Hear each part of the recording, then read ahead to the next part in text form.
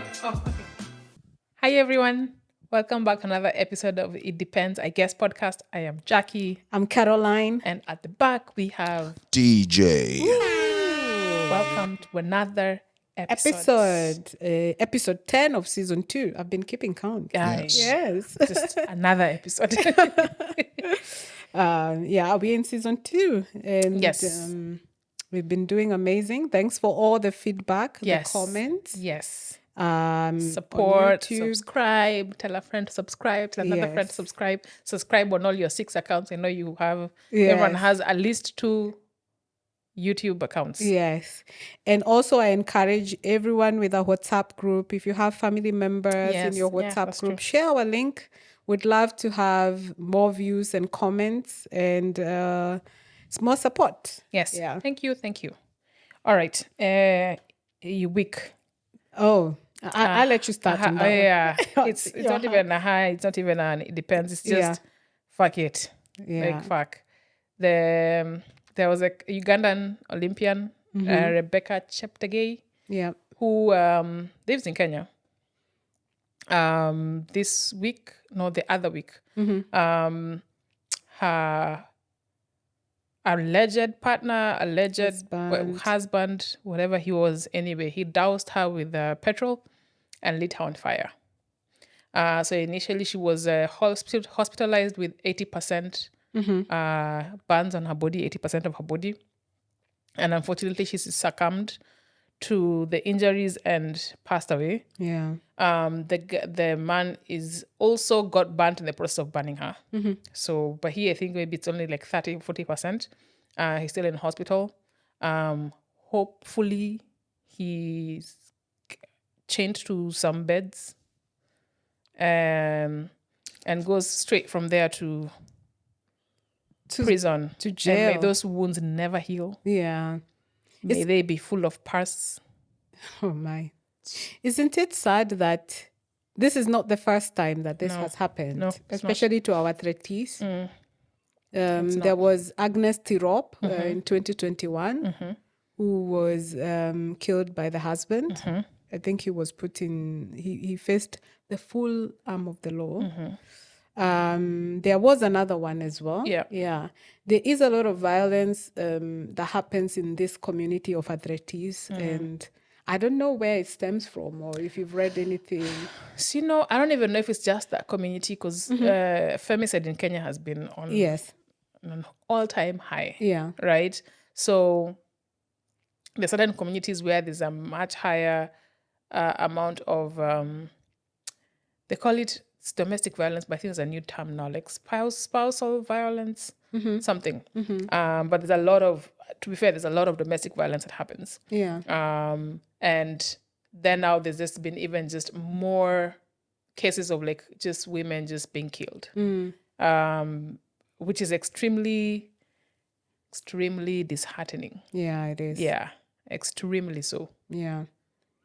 And it so happens where in each and every case, this is somebody's child, somebody's mother, somebody's sister, somebody's aunt. And just to have somebody feel like they have the right to take their life away, it's quite disheartening, actually. It's and I've seen in such instances, like now I'll talk about the athletes, is when the woman in the household sort of has a little bit of money, the men in that space feel a bit intimidated. Yeah, money, power, and they just can't keep up with the days and deciding to take nobody has the right to. Yeah, I think the fact that they feel like that, to be fair, even if a parent kills a child, they'll still face a full arm. Yeah. Like they'll still be punished. Yeah. Even if they're the ones who brought you into this world. Yeah. There's human rights is a basic thing. Yeah. So I think just folks feeling like, oh yeah, it's like you're right, your life doesn't matter. Yeah. I can dictate what you do. I should dictate what I am tired. I am exhausted. Yeah. Yeah. So and I think she has 2 kids. She had kids. Yeah. But yeah, condolences to her family. To have family and friends, and also the athletics fraternity, community, and just I really hope there's I don't know. I really hope there's a change. I don't know where this change is going to come from. I don't know. Mm-hmm. I think sometimes things like this are just I'm helpless. I don't know what to do, I don't know. I guess our part is just to keep mentioning the names and just to feel that these people mattered in the space, and we recognize and we give them the respect that they deserved as athletes and as wives and moms and aunties. Yeah. And also not sweep it under the rug. I think if I was to take it as what I would do is just let it be known. Yeah. And I think I don't know, I feel like as time goes by, there's like a rift that's building between men and women, especially in, I can speak for culturally in Kenya. And I'd love to see more allyship across the board. Because sometimes I see the comments when news like this breaks, and women are like, yo, man, but what about our lives, etc. And then some dudes will come in and be like, but what about the men who are also in domestic violence situations? I'm like, no one's reducing that, right? How do we start having the same conversation? Like, we're also not saying all men, but then the men who are not part of this, how, I don't know, how do you not feel attacked because you think now we're bunching all of you in one bucket? But it's like, that's not what we're doing. How do we get to a point where we can have conversations for the sake of our society and the continuity of our society? And the generations are going to live in this societal structure we have created. I don't know. It's a sad state of affairs. It is. Condolences go out to the family. There's very little you can say to someone who thinks doing that sort of thing is okay. I think there's nothing to discuss. There's no need to even, if the second you can defend someone and ask a question based on, but why did no?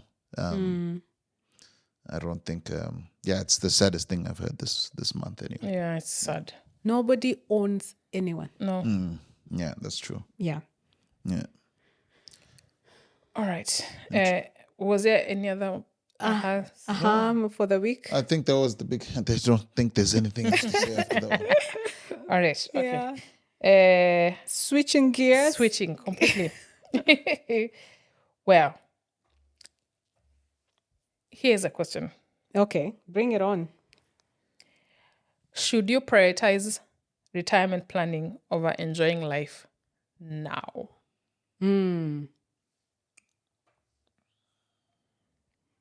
I think the first question I would ask myself, what does my retirement look like? That's a really good question. What does retirement look What does retirement look like? Yes.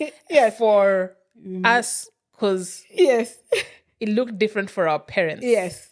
It might look different for other generations. Yes. But what does retirement look like for you? So for me at this moment, because I am not married and I have no kids, I would put retirement as I see it if I was in the same state in future. So let's say I retire, retirement age is 65 in Switzerland. And I think in most countries, even in Kenya. Should you even honor that? Okay. Let's say if I am continuing on the path of employment career, because there's early retirement. Early retirement could be next week. I could actually be in early retirement. But if I was to follow the age, what's designated, and say I am at 65 and I no longer want to work, retirement for me would look like life in the village, a house, some cows, maybe a few goats, chicken. Yeah, cows are always part of it. Yes. A farm. And retirement for me will be stranded across two countries. So Kenya specifically, and a European country. So I can escape, I can come for summer here and then Go back for the warmth. we'll The go other back for side. the warmth on the other side when it's winter here. So for me, that's retirement. Now, money, income, of course, I would need some income for retirement. So Do you? Okay. Carry on. no, I think I do. Okay. Yeah. For me, I know I will need to probably work on, to have something that makes me excited to do every day. It could be either the farming itself, or it could be, I could be doing advisory work or Hold whatever. on. Yeah. So thing that you like to do Yes. should be generating income, or just for the sake of loving what you do. Just for the sake of loving what I Okay. do. All Yes. right. Yes. So Not that's necessarily for separate from income. income, Yeah. okay? Yeah. So because I want to keep my brain engaged. That's part of my retirement. Okay. Money wise, it can be money that's been invested somewhere that I have passive income. But it's good for me to have a passive income to sustain my lifestyle. Yeah, and that would be perfect retirement for me. Yeah. So if I can put all that and know that that's guaranteed, then I can be able to enjoy as much as I So want. you right now. are saying, Yeah. yes, you should prioritize retirement planning over enjoying life now. I think it's a balance. It depends. It's a balance. Okay. I believe I want a very simple life for retirement in my head. You know what I find fascinating? Yeah. Is how much we've idolized having a farm. Dealing with cows is difficult. I know. But yeah, it's interesting how it's like, I don't know, maybe it's culturally, because people would retire and go to the village and have a But farm. I want to have milk, like cows milked every morning. You know, the cows, if it rains today, they're like, well, no milk for you. Cows are moody as hell. I know. If they're unhappy, they're like, well, here is half a liter of milk. Yeah. Deal. When they're happy, it's like, here is 30 liters. Anyway. Oh, sorry. DJ.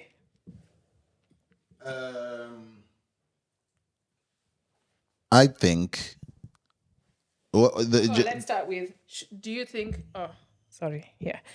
should you prioritize retirement planning over enjoying life now? No, I don't think prioritizing retirement over enjoying. I say this so many times. Yeah. I've seen this. I know what you say. You should be the face of enjoy life now. This life. Yes. Oh man, I want it all, and I want it now. Yeah. I know it doesn't work well for a lot of people's way of thinking, but I've got friends that have died with a lot of money. You know, I don't know where the money is now. You know, I know this is not what they planned for their life, but they're not here now, and I feel they were too. Well, look, they might have been happy doing what they were doing, but I think you really need to live for now, within reason, of course. Like, I'm not the type of person, I don't know what I'm going to want when I'm 70. I don't know if I'm going to want a farm. I don't know if I'm going to want to be in Europe. I don't know where I'm going to want to be. I want to have something. I just want to have enough money where if I decide I want to go and do something, I go and do it. Yeah. I don't think a lot of money would make me happy. That is the scary thing about me. So saving a lot of money, I don't know if it will be beneficiary in... I've got a certain limit for how much money I want to have in Euro base. I'm going to hit that, and then I'm going to be fine with it. It's already set. It's in motion now already. So it's already fixed. As far as where I want to be, I don't know.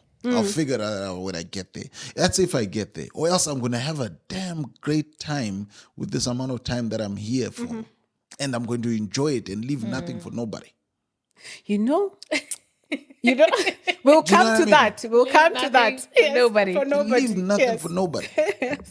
No one left nothing for me. You know? Yeah.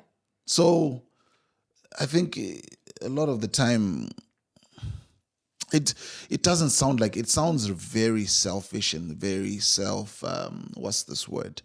But hey, I don't hear anyone at my door knocking to say, are you okay? Is there anything you need? How are you? How's your mental space? Nobody's knocking at my door saying that. So I think Why are you making us look like terrible friends? We don't check on you. You need to be there for yourself. I'm not saying it like. Oh, okay. Yeah. You need to be very selfish when it comes to stuff like that. Because you are the one who's living this life. You are the one who's going to have to deal with all these cows that don't give you milk. If you then discover that you don't want the cows, but if it's something that you want, that's fine. Do it. Do it what feels right for you. So do to a certain extent. Yeah, it's smart to have money. Yeah, definitely, because we live in a society where money is important. But listen, today is important to a lot. People are worrying too much about tomorrow. I don't even know if is it going to be sunny tomorrow. Do I wear shorts or a jacket? I think you're missing your potential as an influencer. This is the influencer we need. Or maybe make us a book. Listen, don't listen to me, guys. Make us a book that we can wake up in the morning and then we say, are you happy? I'm just enjoy a DJ. life. I'm just a DJ. I don't know much, but these are just ideas I have in my head, that I just want to, I'm not going to hurt anyone. I just want to be a good person and live a good life and enjoy it. Just worrying about tomorrow we'll figure that out when we get there. I think what has stood out from what you've said is, and I don't know if that's you know how you said you don't know what you'll want when you're 70. No. So why am I like your goals are more like, let me just have this number and that's I'll leave when it. we're there, if it's a farm, that's what it is. This number is in motion for all of us already. If it's true. It's in motion for all of us already. So, Yeah. But there are things, let me say here, it depends. And probably because I'm coming from a point where there are core things I know about myself that whatever, even if I'm 70 or 90 or 100, that will never change. One of the core things is I'm very connected to nature. I've always wanted to live next to nature. And I want to spend my days relaxed in nature. So when I vision that, I don't see that changing. Another core thing probably that might come up as I go, and probably a few have come up, is like, I'm always a curious person. I want to read more. I want to keep my brain engaged. So I don't see myself changing unless I get like, you can get Alzheimer's when you get old. So based on that, that's why I can say with confidence that I know there are core things about me. By the time I get old, I still will be doing those things. Were those things core when you were 20? Yes, they were. They've never changed. Since I was young, they've never changed. Do you... Okay, this is I don't know. I did this exercise once, like a class from a company. Somebody was running it. And I think this would be helpful for even, I've just thought about it as you're speaking. Yeah. You've said your core things that you think will not change. Yeah. And you've listed nature, curiosity, and keeping your mind engaged. Yeah. When you list down the things that are your milestones, do they align? Because interestingly, when we did this exercise, one thing that came to light for many people is there's the things that we're like, I care about these things. But when you map out, I think, one good example is everyone was like, list down things that are important to you. Everyone was like, family, connections, blah, blah, blah. Then when you're asked, when's the last time you spoke to someone in your family? You're like, maybe a few weeks ago, or maybe this. And they didn't map together. So for some reason, there's the things that, I don't know if there's a disconnect in our brains, or also it's a play between absorbing what the outside is telling you, and there's the things that we list as, this is important, because if you say work is more important than your family, people look at you like, what do you mean? Yeah. So you place it where you also want to present as, I care about family. So I wonder if, I've just thought I'll go look for that framework. Yeah. And map it, because I think mine disconnects somewhere. No, for me, I can tell you without doubt and fear of contradiction. Nature, if I'm not in nature, every 2 days, if I'm not in the forest, and probably people who follow me on Instagram see, I have to post something about being in the forest, being in the nature. I actually even have a specific tree I go to sit under in the morning for meditation. But does that connect with your retirement plan? Yes, that's why I'm saying I need a farm. I have trees. I've already planted trees, actually. I have mapped out how it's going to be, where the house will be. Like, I am working towards maintaining that vision, how I retire, because I also want to be relaxed in an environment. And knowing Kenya, because this is going to be in Kenya, you cannot depend on social places that exist for you to get nature. So you have to create nature. You have to create nature yourself. Yeah. So one of the projects that I've been working on is my retirement plan. Unless you're in the village, like for us. Yeah. Village is village. Yeah. So like where I envision my house to be, I've already planted enough trees, actually. I have mapped out how everything will look like, because I can't see myself living in a space that has no nature. So yes, when you talk about mapping, probably I do have other things that I believe are core and probably they don't align, but I know some very core ones. Within my retirement, they'll exist. Yeah. I think I'd love to say I'm the one who's just, live every moment and just enjoy now. I am not necessarily that, but also I'm not the retirement planner. I'm neither of the two. I think in the previous episode, I think we talked about, how in your 20s, you're told there's things, everyone is following this path and these milestones. I mean, like milestones, etc. in life. And I never really fit into any of those. And I think I've given talks, one thing I've always said is, if you don't know what next, it's okay. I've never known what next. That's just never been. I've been around. Ironically, I've always admired that in people. So most of my friends, you look at all my friends, they're all planners. Yeah. And it's because it's something I've always thought, if I'm adjacent planners, by osmosis, I can plan. It's not really worked out. It's not who I am. And I think I am now in a space where I'm more comfortable to be like, you know what? I don't know. Yeah. But what I do know is I love to explore and do life. So do I have a retirement age? No. Do I have a retirement plan? No. There's things like pension that you put money into, etc. Those things, I'm like, okay, those systems exist. It would be dumb for me not to take advantage of them, because as DJ said, money will be necessary anyway. But I just know. Do you have a general idea of how retirement will look like for you? No, and I had a question with our other friend, Caro, as well. And in that question, we're talking about like, what would retirement look like? This was months ago. And I didn't know how to phrase or answer that. Because anything I was thinking I'd say, but as I'm saying it, I'm thinking, well, and am I not kind of doing that now? Or I can just do that now. And now that I'm not even restrained by the structures of corporate world or etc., I don't know.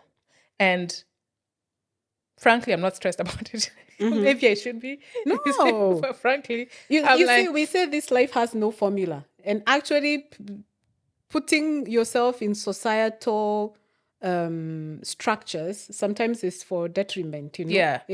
Rather than for your gain. For good. Yeah. So I'm not stressed about it. One thing I know is when I was in my 20s, I used to stress so much about so many things. Yeah. And about what am I doing with this career? What is this degree going to get me? Why have I moved here? And the one thing I can look back and tell my 20-year-old self is like, what the fuck are you worrying about? Yeah. You shall be fine. Yeah. So I think I am now living as the 20-year-old who knows that don't worry. Now I'm just like, just do life. Are you exploring the things you love? Yes. Would be great for them to bring money. But are you exploring, are you challenging the things that are scaring you? Are you exploring those things that are scaring you? Yes. And then it's like, well, once we do this one thing and try it, and it's like, okay, this thing didn't work, try another thing. Or this thing is working. Okay. But I truly am I wonder about life. We are I'm a completely wanderer. opposite about this. Very This part. But the common line on these two is we know the need to have the resources for retirement. You know about the need for resources, and you have that sort of at the back of your mind. I don't know even if there's a need for resources. This is a funny thing. Recently, I was thinking to myself, what if I have, let's say I say, 3 million francs or 10 million francs is the amount that I'll be like, yes, okay. But then I'm like, yes, I get that 10 million franc, let's say tomorrow. And then I find I am happiest just laying under a tree, living in a hut somewhere. Yeah. What was the point of all that? Yeah. That's what I'm saying. Was the point? That's exactly what I'm saying. So I don't know why lately I've just been like, what are these things I'm chasing? So sometimes it's a weird battle in my mind where I'm like, yes, there are things I'm exploring that I'm like, please make a shit ton of money. But also it's like, man, don't lose sight of the things you love. What if you're there making a shit ton of money, but you just absolutely hate yourself, or you hate the things you put yourself through to get this money or whatever? Will it have been worth it? It's a very weird battle that's happening in my head. And I'm just like, well, now, would I advise other people? I don't know. I think maybe it's okay. First, let me just go through. I was on the Kenyan Reddit. This is where I live my life. And there's topic of retirement I think this comes up every other week. And it all goes from, it's interesting. There's like despair. And then there's like people generally being like, okay, what's your number? Blah, blah, blah. The despairing one usually is things like our generation will never retire. People talking about how, they're struggling to be their parents' retirement plan. The one for parents is a lot. People just feeling like, man, I need to start saving for retirement, but where do I start? What do I do? It's a very, and then there's that we are doomed. This is getting ready to retire. Where do you want to retire? How will it look like? Cost of retirement. People are discussing numbers, what traders they use to try and investments for saving, the crisis that is Kenya's pension. But I'm like, okay, is this something that is, and I think also I want to recognize that even the concept of retirement, I think maybe came in our parents' age. Yeah. If I'm not wrong, there's a period where they were asked to, the whole concept of retirement plans comes in. Oh, this is, someone fact check me. But my parents, I discovered their birth certificate, or like my dad, when he passed, his brother was like, no, actually, he was X older than you guys thought he was. Based on, and I'm like, oh, that's fascinating. And my mom was like, yeah, when they said they were working is when this whole thing of birth certificates came in, but then there was the concept of retirement came in. So when you went to get your birth certificate, you would make yourself younger so that you can work for longer. Yeah. So this concept came in at a certain period. I guess for our countries that are very young, post-colonialism is when corporate structure came in and the whole idea of retirement. So we're only 2-3 generations in to what retirement is. Yeah. And I think maybe, again, this is a generational thing. I think we stress way too much. Can I mention something that just crossed my mind? Yeah, bit controversial. Now we talk about retirement because we are working. If there was no structured work, corporate structured work environment, retirement will not be a word in our vocabulary. That's true. Yeah. Amen. Amen to Because that. you don't have that concept of retirement. Do No. you? Yeah. No, because I mean, you could call it a kind of informal sector. Yeah. So where you work and you work for yourself, but if you don't work, you don't get paid. It's that simple. There's no, but yeah, you're right. A lot of circles like this. I've got friends who they've never had this discussion. They never think about it. They Yeah. just go You just with go what's and Yeah. we're going, we're moving, we're living. You know what I mean? The structures of retirement probably just were set up, as you said, by when we became industrialized. Industrial revolution brought this into place. And also because people said living longer. Yes. And then they were like, ooh, they cannot work until they're 80. They're like, we want the young virile to come and work Yes. 20 hours a day. Yeah. We want those ones who And don't know their rights. The saddest part about the old mindset of retirement is that, and probably this is a deeper conversation, is that you found that when people retire, they've been known to pass on within a very short time. Yeah. Because of that, Yes. that's true. Because Yeah. your brain also struggles with going from Structure yeah, to nothing. to nothing. So you find they even age way faster. You see somebody Yes. who's retired and you see them in 2 months. Yes. And they've just aged, and it's like they also don't know what to do with themselves. That's true. And their brain Deteriorates. really quick. With time. And Yeah. one thing we don't talk about a lot is, especially when it comes to work, the moment work becomes your life and then work is removed from you. And probably this is where in our previous episode, we talked about midlife crisis and people trying to find themselves at a certain age. I guess 40s is the best time to find who you are and what you like to do outside of work. Yeah. Because retirement is, if you are following the structured work environment, retirement is not too far. But who are you outside of work, you know? Man. Yeah. Work, you do some. If work is your personality, let me tell you. Yeah. But continue in that conversation. Yeah. Sorry. Did you have a thought? No, I'm good. I'm just listening. Work is my personality, so it's good. But you're in informal yes. You're sort of yes. self-employed. It's a passion for you. Yeah. Yeah. So music is a passion. So you happen to be in a space where yeah, you're sharing your passion. Yeah, even if I won $1 million today, I would still do it. Yeah. I'm shocked I get paid to do it now. I'd do it for free. But it's just that, That's where I need to get in life. Where I'm doing something and I see a paycheck and I'm like, damn, I'm shocked you paid me. yeah. No, I'd do it for I free. could do but it for free. I That's just where I need to get I in just life. need to pay rent. So, I Yeah. mean, this rent ain't going to pay for itself. Yeah. So I might as well take the money. But anyway, carry on. I mean, have you asked your property manager if you can DJ for them and they're like, Yeah, you don't yeah, need to pay rent, so you're good.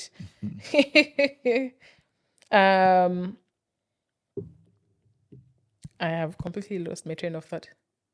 We were talking about your view of retirement. Oh yeah. Yes. And Yeah. So I think I'm just kind of just it will take care of itself when it happens. yeah, and I don't know. I maybe also because this is also my own personal crisis.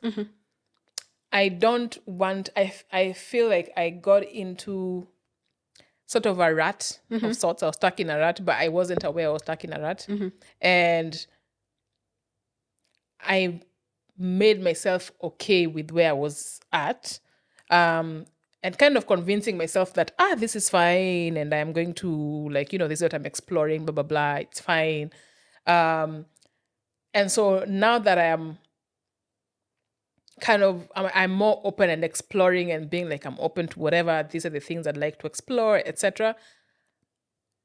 I'm also now so afraid to try and bring in anything that feels like a stifling box.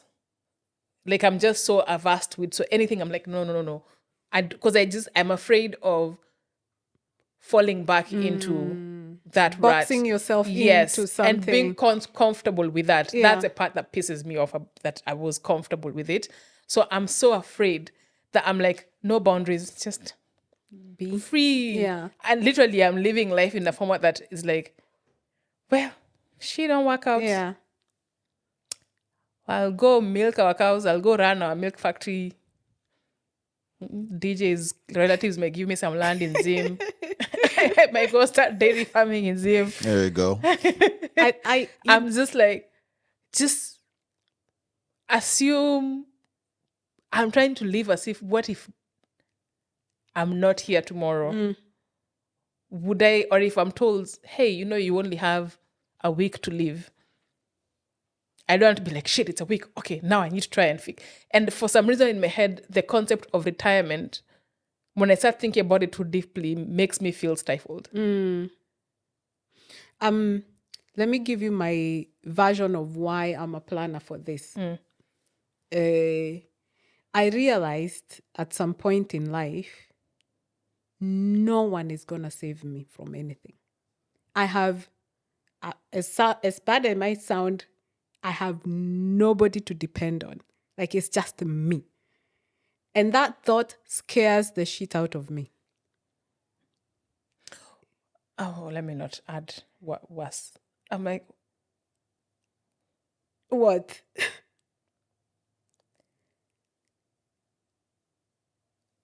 I like to think, unless you're a child. Yeah. You're being raised to a child, fine. Once you're out in the world, I really do think we have no one. Yes. But we've built ideas of, not ideas, how do I say it? This is going to be way deep. This is completely philosophical. But I think society has created these structures that make you feel like, oh, no, there's somebody who's got my back. Whether it's a partner, like society has put those things as, those people have got your back. But in reality, do they? I do think there's comfort in having that. There's comfort in that, and also the knowledge of, because we are social beings. We cannot live without each other. We are community people. We are. We are community social based. beings, yeah. And most of the people have, and I used to be that person. I used to be, somebody has my back, somebody will always help me out of this. I think something probably happened. I may not know what it is, but I realized, like, something clicked in me that as much as that something is very comforting and it's good to say that somebody has my back and all that, I cannot really depend. I know it sounds bad, but I cannot really depend on anyone. And I have, even in my future, for example, I think to myself, these are my thoughts that I get. If I stay unmarried, if I stay without kids, I will be probably retiring as a person somewhere in a farm by myself. I'm already thinking about how will that look like. Should I hire maybe somebody in the house? Should I hire a shamba boy? Like, I'm already looking at it in terms of, I have really no one to have my back in that space. Like, I have to plan for it, And I think that probably it comes from being scared about the future because it's unknown. That's why I feel like I really need to plan for it. So it makes you feel more comfortable. Comfortable that I have already thought of the probability in future. And if I have an idea of how to plan for it, I will feel more comfortable now that I've... it's a control thing. Yes, probably it's a control thing. It is a control thing. Is it a control thing? I would say it's more of... a fear thing more than a control. But you're the person who can't just lean into the fear and be like, let's see. I can't be like, yes, but let me have this. Yes. Then now let's lean into the fear. Yes. Yes. It's a control. Interesting. Yeah. Which leads me to a question. which I think you had asked before once, about inheritance. And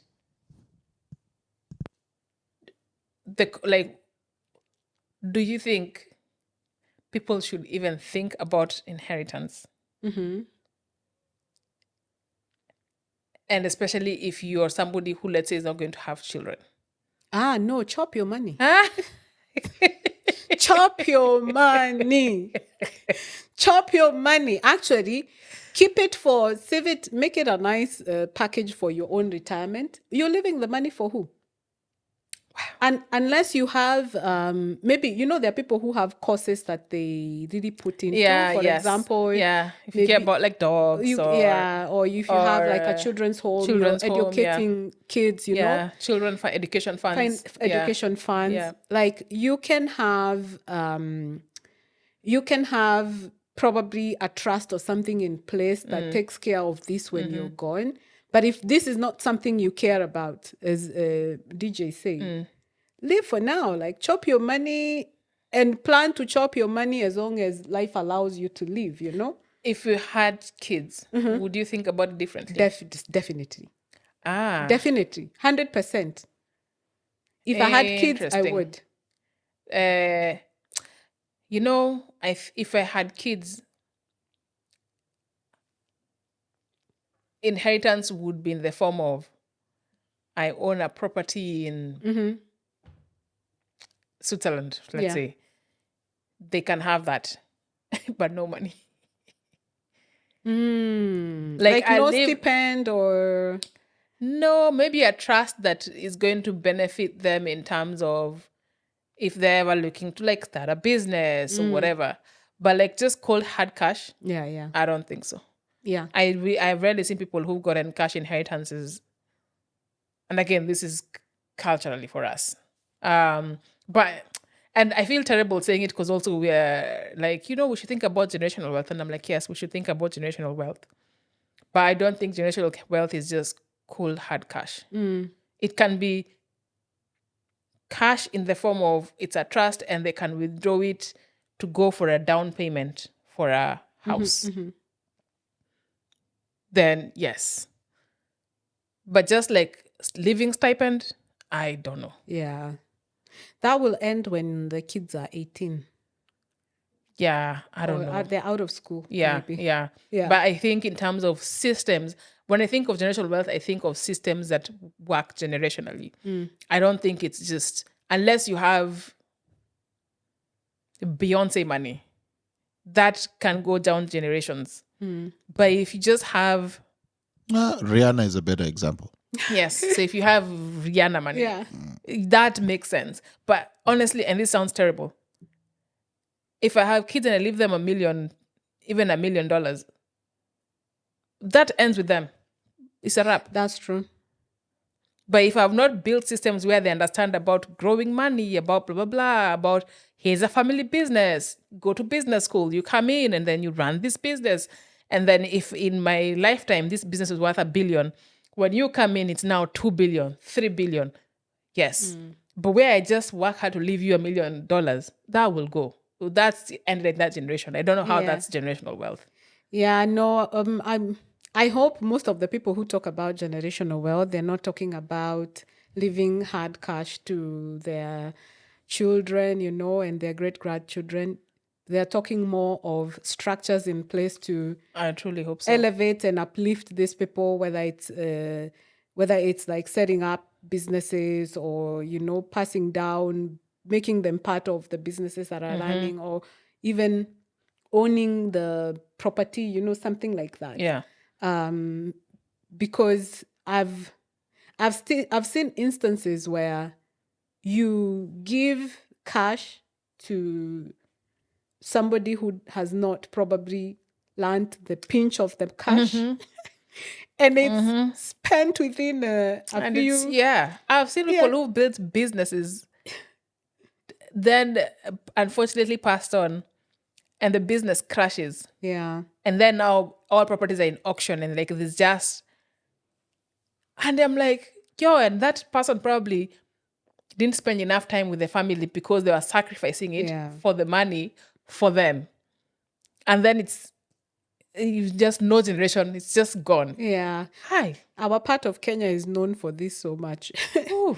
where you have folks with a lot of money in the bank, and then when they pass on, the kids take over the money and just finish. And just everything. yeah. So I think I don't know if I'd think differently if I had children. I still don't think I'd leave them cold hard cash. Yeah. I think I would think of it from a system perspective. We ended up here. Retirement. DJ, any parting words? Listen, do what feels right for you. Do something you can live with. That's the biggest thing. If you can live with it, and whatever the decision is, even if it's your life. I don't think the societal standards should detect what you do at your retirement. Yes, if you feel like you need to plan for it, ain't nobody gonna judge you for that. Yeah. And if you feel you want to blow it now, hey, I do have a caveat there. Blow your money, do whatever, but let us at least end this thing where you don't blow your money, and then you're 70, 80, and then now you want your kids to support you. Yeah, no. Don't do that. No. Yeah. No, that's not what we are saying. Let's not do that. Yeah. Blow it knowing that you're going to have nothing at 70. Yes. And live with that nothing. And live with that nothing. Yeah. Let us and stop. soak in that nothing like Yeah. you have got money. Yeah. Let us stop having this so- thing where But children are your retirement plan. You know, I don't subscribe to that. Hi. You know why? Uh-oh. There's another. We're going to have to clip this on. Yes. Go ahead. Let's go. Go ahead. You know why? Because I think you should plan for unexpected. Plan for the unexpected. Because imagine if you blow your money and you get to 70 and you're like, oh yeah, I'm happy to live without cash or money. No, yeah, but we say that your actions have got repercussions. Yeah. You should be Whatever happy you with do, your you should consequences. be happy But with your that's the thing. consequences, This- whatever you pick. So if you pick to have no money at 70, you should be happy with that. Yes, but that's what I'm getting to. Yes, you will be happy to be at that age without maybe any form of sustenance, Yeah. But don't forget, with age comes all diseases, you have dementia, all these things. That's part of living with it, yeah. Yes. But I don't think if you have family, they will live, they would allow you to go through that. So even though you're happy with it, you're already a burden to other people. Unless you state Yeah, that you I see don't what you're want, saying. yes, you actually burden other people without knowing, thinking, me, I'm happy. But of course, nobody wants to see you in hospital or in a state where they can't help you. Yeah, So I see believe, what you're saying. yeah, even though you will be happy at that age, make sure that you've set in place where your immediate family, you don't become a burden to Yeah, them. yeah, because Yeah. they're not just going to look at you. Yeah. Yeah, that's true. I'm trying to think. To me, that's what I think. Yeah, no, Yeah. that's a good point. That's a Yeah. good point. As much as you I might think feel society should also be in a point where you're okay with, somebody wasn't shit. They're now in their old age. And then, because now society is like, oh, but that is your whoever. oh, that's Uncle Jack. That is, yes, That's you Uncle should Jack. be That's how able he to. operates. It is, society is us. It's not other people over there. It's us. We should be okay with if the kids or the people for that person are like, hey, you chose your bed. Yeah. We can do the bare minimum, whatever whatever the bare minimum is, but we're not going to break our backs over you. Yeah. We should not judge those people. Yeah, definitely. We should be like, yes, that person was irresponsible, yeah. and there's consequences to being irresponsible. Yeah. So I think we are also the people who should also change how we talk about people. We are part of the society. Mm-hmm. So yes, if down the line we are in our 80s and we see somebody we know and their families, and we know the person wasn't shit, yeah, we should be honest and be like, you know what, that person wasn't shit. And this is where we are at. Yeah, from your point of view, he wasn't shit, but he's probably living the best life. Yes, but then we should not then mind. tell their kids, oh, but you can't see your But it is not necessarily what other people tell you. It is also something inherent in you. It's not inherent, no. There's inherent, yes. But then and maybe this is in my tribe, I have seen people go through hell, and in the society, in the village or whatever, people being like, the person has been in hospital, they've not seen them in 2 weeks. And I'm like, the person in hospital is not shit. Even you haven't gone to see them. But then why is it that now you're going to sit here and talk bad about those people, right? And in our culture, when certain people at a certain age, they can say whatever to you. So they'll come and tell you, "Hi, Carol, can you go see your person, or can you go do this?" So you there's a pressure, there's a way society starts ostracizing you because our person is in the hospital and we've not seen them. There's repercussions. So it's not just there's a pressure that exists that people are taking. Actually, I have another example. This guy had, I think he was terminal cancer at this point, and the family had rented a house for him because I think most of them are out of the country. I don't know, there are a few in the country who have families. So end of life care is not amazing in Kenya, right? So even places that are like hospices, etc., the good ones are really full. You can't even get space. So the kids came together and they're like, no, actually, let's got him a apartment, full-time nurse, full-time driver. But those kids were getting hell. Oh. Because they're like, what do you mean? He should be in there because he has some kids who are in the country. Why isn't he living in their house? Why isn't he? So and I happened to be in the estate where now he was living. And even the security guy is the one who's telling me the story. This person, their kids rented him a house here. Why can't he live with them? They should be the one taking care of him. I'm like, wait, what? This is a fancy neighborhood, fancy apartment, full-time nurse, chef, driver. To take him to hospital with the medical fees covered. Yeah. But it's like, you're not good enough children. There is expectation of how much of a child you should be. Yes. To be a good So child. I think it's society. We are the problem. We are the people putting pressure on this. And people who are saying that haven't done caregiving, it's very hard. It is very hard, yeah. Maybe to split this into two. When we talk about chopping your money until even if you're 70 without money, there are two situations here. If we live in Europe, we can say that with our full hearts because we know there are structures in place. Social welfare, old age. There's so many things set in place to take care of you, healthcare, yeah. Yeah. But if you're in a situation where, like we grew up in Kenya, you can't be saying I will chop my money and live at 70 without any money. Like I'll be happy. That would be a different case altogether. That's true as well. Yeah. It's all relevant to your situation. Yes, definitely. Yeah. So there's chop your money, but leave a bare minimum. That you can live on your farm, you can get medical care, just until bare minimum. And chop everything else. You know your environment. Know your environment first, and then chop your money and have bare minimum. Yeah. But to be fair, anyway, this is going to take it down another. In the system we have in Kenya now, even if you didn't chop your money and you saved, and then you get a really bad disease, that all your money will go behind. Yeah, that's true. That's on that note.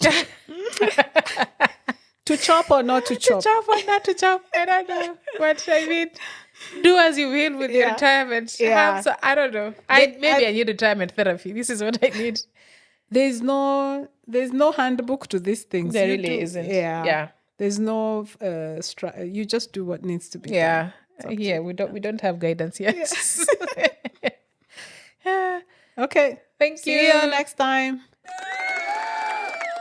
Yeah, I'm very to see a retirement therapy. I'm just like